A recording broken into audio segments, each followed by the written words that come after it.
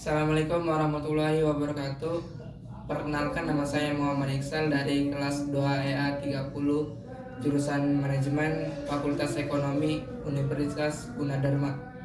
Di sini saya akan menjelaskan tentang perusahaan atau bisnis dalam mencapai maksimal laba. Yang pertama ada pengertian perusahaan. Suatu unit kegiatan produksi yang mengolah sumber ekonomi menjadi suatu barang dan jasa. Setiap individu memberikan suatu input yang berbeda-beda dan keuntungan serta rewards yang berbeda. Yang kedua ada tujuan.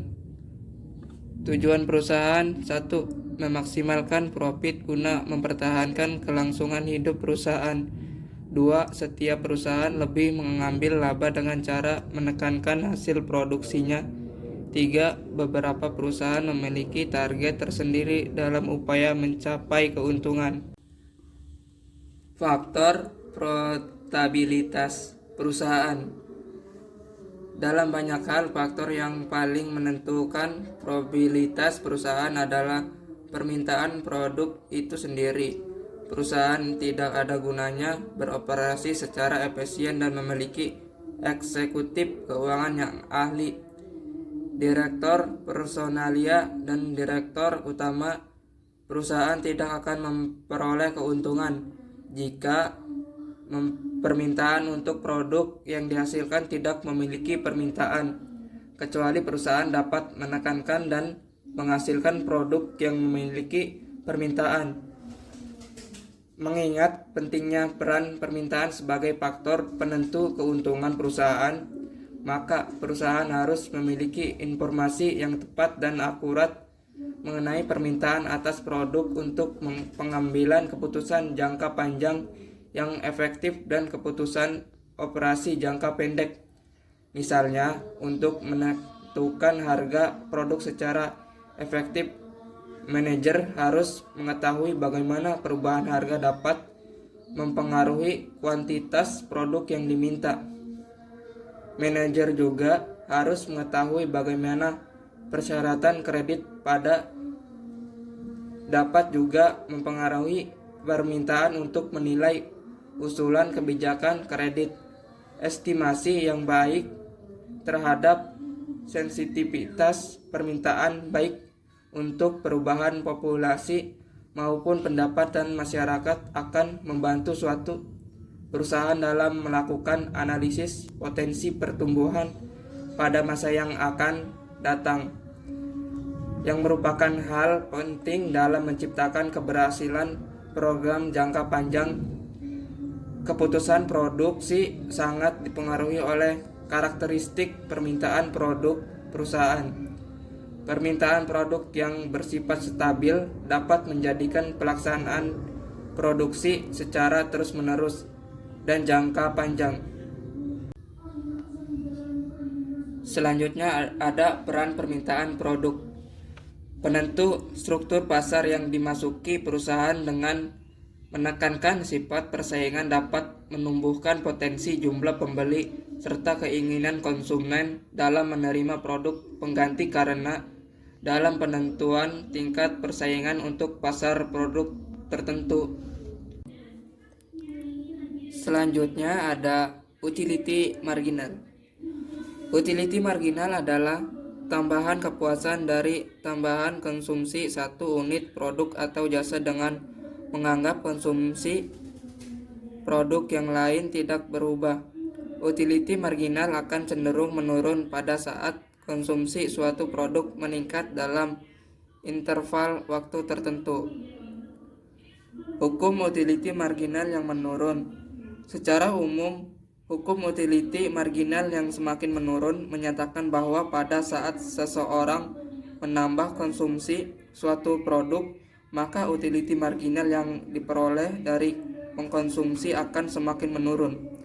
Hukum ini menimbulkan kurva permintaan dengan slope yang menurun, tidak hanya untuk ayam goreng, tapi juga untuk produk dan jasa yang lain.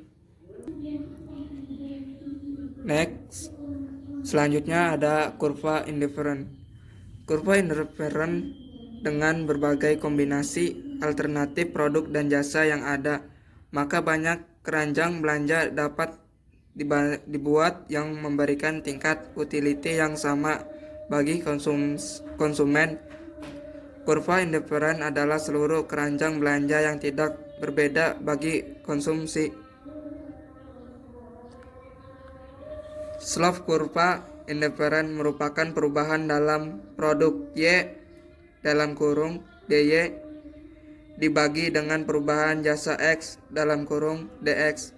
Hubungan ini disebut dengan marginal rate of substitution, yang merupakan perubahan dalam konsumsi produk Y yang diperlukan untuk mengimbangi perubahan tertentu dari konsumsi jasa X. 3.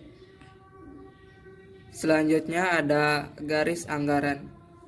Poin 1. Mencerminkan seluruh kombinasi produk yang dibeli dalam jumlah anggaran tertentu dan perlu dipahami lebih dalam untuk keputusan konsumen. Poin 2. Total anggaran sama dengan pengeluaran untuk produk Y ditambah pengeluaran untuk jasa X sama dengan PY QY ditambah PX QX. Selanjutnya itu ada pengaruh pendapatan dan substitusi. Yang pertama, pengaruh pendapatan dalam kurung income effects, yaitu peningkatan dalam kurung penurunan seluruh konsumsi yang dapat dilakukan akibat dari penurunan harga. Yang kedua, pengaruh substitusi dalam kurung substitution effect, yakni sebagai perubahan konsumsi secara relatif yang terjadi pada saat konsumen mengganti produk yang lebih mahal dengan harga yang lebih murah. Selanjutnya ada dasar permintaan konsumen. Kemampuan produk dan jasa dalam memasukkan keinginan konsumen merupakan dasar bagi permintaan konsumen. Permintaan merupakan masalah yang kompleks dan harus dipahami oleh manajer agar dapat mencapai tujuan perusahaan. Selanjutnya ada fungsi utility. Fungsi utility adalah pernyataan deskriptif yang menghubungkan antara total utility atau kepuasan atau kemakmuran dengan konsumsi produk dan jasa. Fungsi utility dibentuk melalui selera dan preferensi konsumen dan melalui kuantitas dan kualitas produk. Konsep fungsi utility dapat digambarkan dengan menggunakan dua produk. Kedua jenis produk sangat berkaitan seperti tiket sepak bola dan tiket bola voli, atau tidak berkaitan seperti pakaian dan pewarna kesehatan. Satu-satunya persyaratan dalam setiap produk dapat memasukkan keinginan konsumen atau setiap produk menyediakan utility atau kepuasan. Fungsi utility dapat ditulis sebagai berikut. Utility sama dengan F dalam kurung produk atau jasa. Mungkin sekian dari penjelasan tentang materi perusahaan atau bisnis dalam mencapai maksimal laba, dan apabila ada kekurangan dalam penjelasan materi yang tadi dan juga ada salah-salah kata, mohon dimaaf dan dimaklum. Sekian dari saya. Wassalamualaikum warahmatullahi wabarakatuh.